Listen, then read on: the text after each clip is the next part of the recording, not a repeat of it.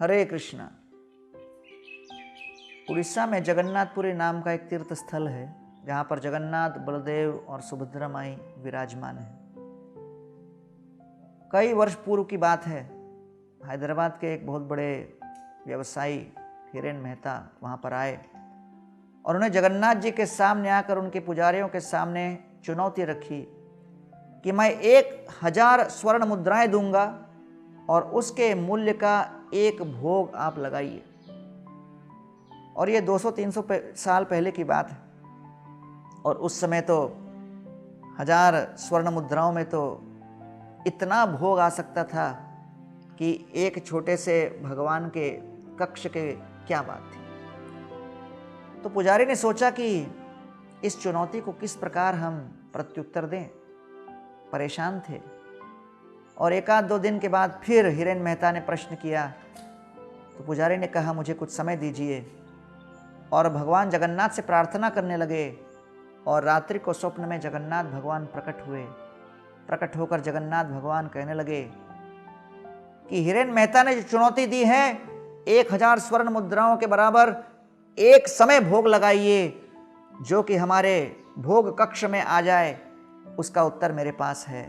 उसको कहिए कि कुछ तांबुल लाए, उस तांबुल के अंदर कुछ विशेष प्रकार की पुड़िया डाले। कैसी पुड़िया? जो एक रत्न हो, उस रत्न को चूर करके उसका चूरा उसमें डाल दे। कौन सा रत्न? कोई सामान्य रत्न नहीं, ऐसा रत्न जो हाथी के मस्तक के भीतर प्राप्त हो।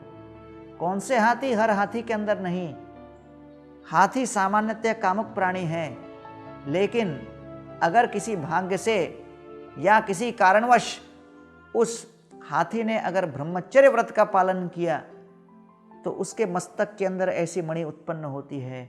ऐसे मणि रत्न को लेकर उसका चूर्ण बनाकर तांबूल में डालकर मुझे समर्पित करो। तो पुजारी बड़े प्रसन्न हो गए। अगले दिन जैसे ही वो आए, हिरेन मेहता को कहने लगे हमारे पास जगन्नाथ जी का उत्तर है।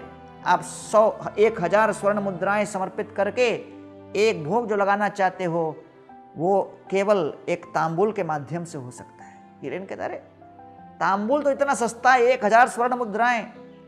अरे सुनिए तो सही, 1000 स्वर्ण मुद्राओं के बराबर जो रत्न है उस रत्न का चूर्ण डालकर आप समर्पित करो। हिरेन कहता अरे रत्न भी तो मेरे पास कई हैं, 1000 स्वर्ण मुद्राओं के बराबर का रत्न कहां से आया? तो तब पुजारी कहते हैं कोई सामान्य रत्न नहीं, जो हाथी के मस्तक के अंदर प्राप्त हो, वो हाथी जो इस प्रकार ब्रह्मचर्य व्रत का पालन करे, उस हाथी के मस्तक के अंदर का इस रत्न को लेकर उसका चूर्ण बनाकर आप तांबूल के साथ समर्पित कीजिए। जगन्नाथ भगवान इसको स्वीकार करेंगे। इसको सुनकर हिरेन भाई समझ गए कि हमने बहुत बड़ी गलती की। हमने जगन्नाथ भगवान को चुनौती दी।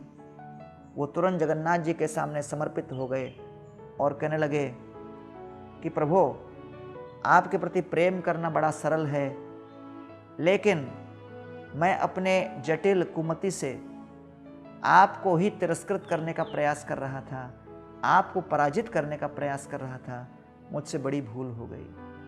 गीता में भगवान कहते हैं पत्रम पुष्पम फलम तोयम यो में भक्त्या प्रयच्छति तदहम भक्ति उपहृतम अश्नामि प्रयतात्मना। हम सभी के जीवन में पत्र, पुष्प, फल, जल इत्यादि बहुत सुलभता से प्राप्त है।